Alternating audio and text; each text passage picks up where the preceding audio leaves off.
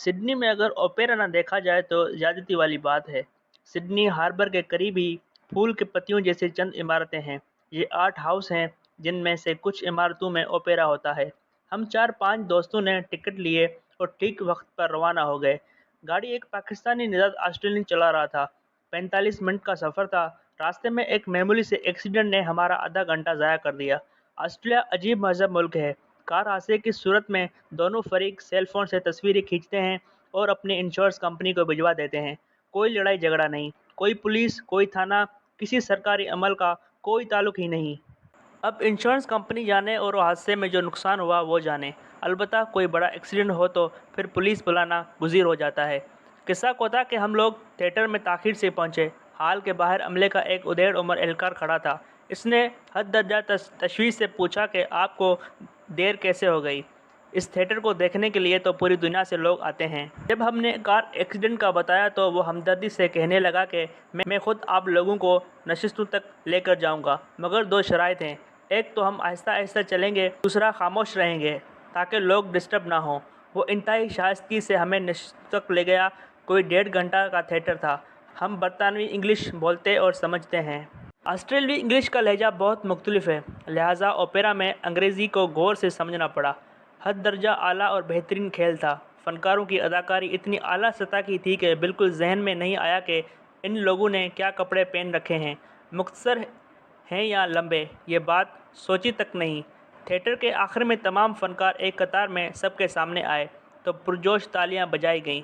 एहतरामन तमाम लोगों ने खड़े होकर भरपूर दाद दी। लंदन में भी एक थिएटर द लियन किंग देखने के बाद ऐसा ही मंजर था। लायन किंग तो खैर अदाकारी का अरूज था। एक बात अर्ज़ करना भूल गया, ऑस्ट्रेलिया और लंदन दोनों जगह पर थिएटर के अंदर मैं खाने हैं, मगर थिएटर देखते हुए सुई के गिरने की आवाज़ भी नहीं थी। कोई हुल्लड़बाजी करने का तस्वर भी नहीं कर सकता था। वैसे अगर कभी लंदन जाने का इत्तेफाक हो तो लायन किंग ज़रूर देखिएगा। वहाँ थिएटर कई कई साल एक ही ड्रामा दिखाता रहता है, यानी एक प्ले कई कई दहाइयाँ लोगों को तफरीह बांटता रहता है। मालूम नहीं कि लायन किंग चल रहा है या नहीं। बहरहाल थिएटर ड्रामा और ओपेरा हद दर्जा शाइस्तगी से मुंसलिक हैं। लोग वहाँ जाते हुए बेहतरीन कपड़े ज़ेब तन करते हैं, चाह से थिएटर जाते हैं। लाहौर शहर पाकिस्तान में आर्ट और कल्चर का गढ़ है। यहाँ जदीद तरीन सिनेमा हाउस और थिएटर मौजूद थे।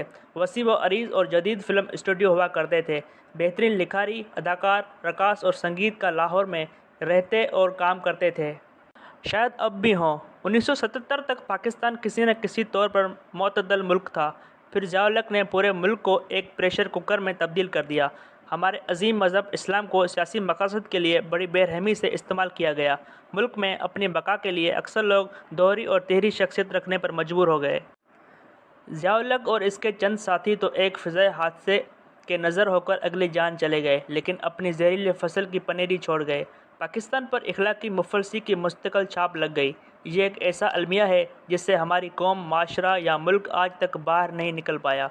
वैसे अब बाहर निकलने के आसार भी नहीं हैं। आप किसी से मिलें, वो ईमानदारी और परहेज़गारी का नमूना नज़र आएगा, लेकिन अमल में काया और पल्ले दर्जे का शातिर होगा। बिलाशुबा सारे लोग एक जैसे नहीं होते, मगर इस सच को भी मानना पड़ेगा कि दो अमली और मुनाफिकत हमारे समाज को मुकम्मल तौर पर निगल चुकी है। यहीं से बुनियादी मसला जन्म लेता है। फ़ाहशी या गैर अखलाकी की असल तारीफ़ क्या है? क्या ये मौजूद है या नहीं? माशरे में बंद दरवाज़ों में इस तरह मौजूद है कि पूरा मुल्क इसकी लपेट में है। क्या कोई ऐसा करिया है जहाँ सिर्फ़ अखलाकियात ही अखलाकियात का राज है? कम से कम मेरे मुशाहिदे में कोई ऐसी जगह नहीं है। ये सवाल उठाने की ज़रूरत इसलिए महसूस हुई कि लाहौर में एक इंतज़ामी हुक्म के तहत तमाम थिएटर बंद कर दिए गए हैं। जवाज़ हद दर्जा सादा है कि यहाँ फ़ाहशी परवान चढ़ती है। रक़्स इस तरह के होते हैं कि लोगों के इखलाक बिगड़ने का एहतमाल है। पाकिस्तान में कभी किसी निजी थिएटर में जाने का इत्तेफाक नहीं हुआ। हाँ, अल हमरा में कई बार गया हूँ, मगर इस हुक्मनामे के जवाज़ को समझने से कासिर हूँ। दोबारा अपने सवाल की संजीदगी की तरफ आता हूँ कि फ़ाहशी है क्या? क्या थिएटर या सिनेमा से बाहर हद दर्जा पाकीज़ा माहौल से क्या वाकई पूरे मुल्क में इखलाकी कदरों के तहत ज़िंदगी गुजारी जा रही है? जनाब, बिल्कुल नहीं। निजी थिएटरों को फ़ाहशी का मंबा कहने वालों से मेरा सवाल है कि क्या हमारे मुल्क का एक इंच, एक हिस्सा, एक शहर या कस्बा वाकई बुलंद पाया इखलाकी उसूल के तहत पनप रहा है? पता नहीं क्यों मुनाफिकत इस हद तक हमारे अंदर घर कर चुकी है کہ اب ہم سچ سننے کے بھی روادار نہیں رہے۔ جھوٹ کامیاب ہے اور سچ منہ چھپا کر کونے میں چھپا ہوا ہے۔ ذرا ٹھہریے، جن مغربی ممالک میں آپ کے خود ساختہ اخلاقی اور پاکیزہ اصولوں کے تحت فحاشی یا اریانی کا راج ہے، تو ان مغربی ممالک میں زندگی گزارنے، تعلیم اور روزگار کے حصول کے پاکیزہ اور با اخلاق پاکستانی کیوں جانا چاہتے ہیں؟ اور جو ان ممالک میں مقیم ہیں وہ پاکستان واپس کیوں نہیں آنا چاہتے؟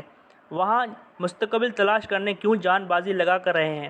اریانی، فحاشی اور عیاشی کے لوازمات سے بھرپور مغربی ممالک کے سفارت خانوں کے باہر ویزا لینے والوں کی قطاریں کیوں لگی ہوتی ہیں؟ لاہور کے تھیٹروں میں کون لوگ جاتے ہیں؟ جناب وہ طبقہ جو ایلیٹ نہیں ہے، یعنی دیسی لوور مڈل کلاس کے لوگ جو 1-1.5 گھنٹے تھیٹر میں بیٹھ کر تفریح سے لطف اندوز ہوتے ہیں۔ انہی کی وجہ سے تھیٹر آباد ہیں اور فنکاروں کو پیسے مل رہے ہیں۔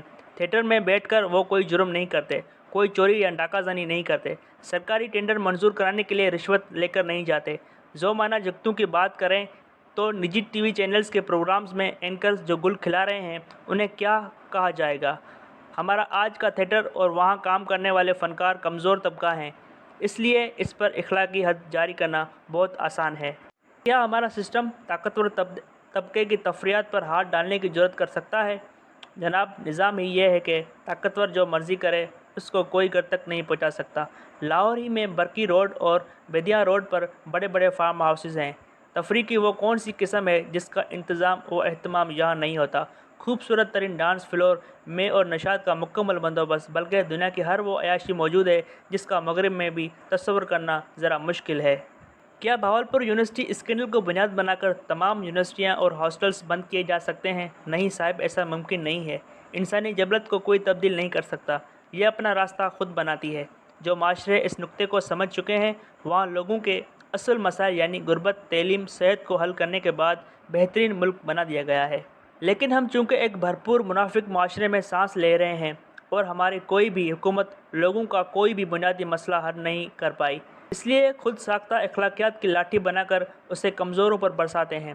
ویسے پوچھنے میں کوئی حرج نہیں، یہ مشروب صحت بنانے والے کارخانے کیا ہمارے غریب غیر مسلموں کے لیے ہیں؟ یہ ساری پیداوار کہاں جاتی ہے؟ برائے مہربانی اس ماحول میں ذہنی گھٹن کو مزید نہ بڑھائیے، بس ذرا فحاشی کی تعریف ہی بتا دیجیے تاکہ ناچیز کے علم میں اضافہ ہو جائے۔